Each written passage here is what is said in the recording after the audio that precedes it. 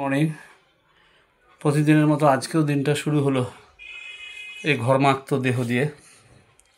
তবে সবসময় এই শরীর ঈশ্বর প্রদত্ত একটা ওয়ান্ডারফুল গিফট।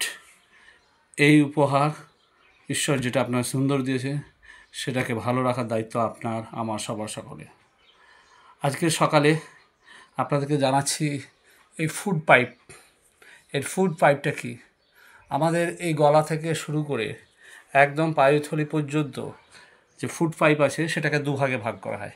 একটা হচ্ছে ক্ষুদ্রান্ত স্মল ইন্টেস্টাইন, আর একটা বৃহদান্ত লার্জ ইন্টেস্টাইন।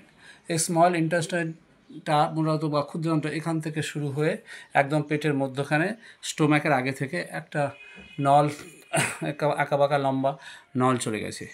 এই ক্ষুদ্রান্তটার দৈর্ঘ্য হচ্ছে 6 মিটার। এবং এই ক্ষুদ্রান্তটার কাজ কী? এই ক্ষুদ্রান্তটার কাজ হচ্ছে প্রথমে আপনার খাবারকে হজম করা, দ্বিতীয়ত আপনার খাবার থেকে সমস্ত পুষ্টিগুলো এ গ্রহণ করে। এছাড়া এর কাজ হচ্ছে আপনার লিভার এবং প্যাঙ্ক্রিয়াস থেকে যে রসটা হয় সেই রসটা এই ক্ষুদ্রান্তে ওই পুষ্টিযুক্ত খাবারের সঙ্গে মিশে খাবারটাকে ছোটো ছোটো করে ভাঙতে সাহায্য করে। এবং এই ক্ষুদ্রান্ত আমাদের হজম শক্তি ছাড়া অনেক গুণাবলী কাজ করে। এবং এছাড়া এবার হচ্ছে বৃহদান্ত। বৃহদান্তটা কোথায়?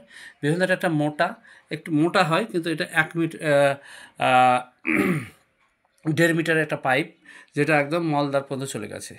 এটা কি করে? আমাদের শরীর, আমরা যে খাবারটা খাই সেই খাবারটা থেকে আপনার জল এবং খনিজ লবণটাকেও অ্যাবজর্ব করে এবং আমাদের ওখানে মল জমতে সাহায্য করে এবং মলটাকে পায়খানার মাধ্যম দিয়ে বার করে দেওয়া। এবং এই বৃহদান্তের মধ্যে অনেক ভালো ভালো ব্যাকটেরিয়া আছে, যেই ব্যাকটেরিয়াগুলো আপনার কী করে? আমাদের শরীরের অন্যান্য খাবারগুলোকে ভাঙতে সাহায্য করে। এই হচ্ছে ক্ষুদ্রান্ত বৃহদান্ত, মোট 7.5 মিটার যে পাইপ, সেই পাইপের কাজ।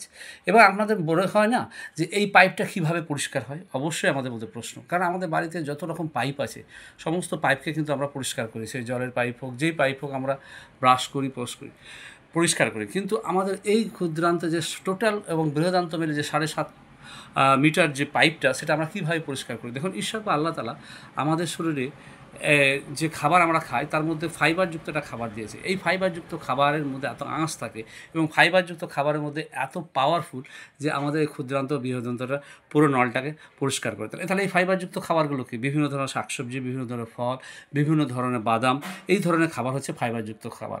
এবং এই ফাইবারযুক্ত খাবার আমাদের নলটাকে পরিষ্কার করে। তাহলে ঈশ্বর ভাবুন তো কত রকম সুন্দর একটা আমাদের যে অর্গান দিয়েছে, তাকে ভালো রাখা এবং সেই অর্গানটাকে কীভাবে পরিষ্কার করা সেই খাবারের মধ্যে দিয়েছে। তাহলে আমরা ঈশ্বরের জন্য জোরে একবার ক্ল্যাপ করব। ওকে, থ্যাংক ইউ। ভালো থাকবেন, সুস্থ থাকবেন। Have a nice day.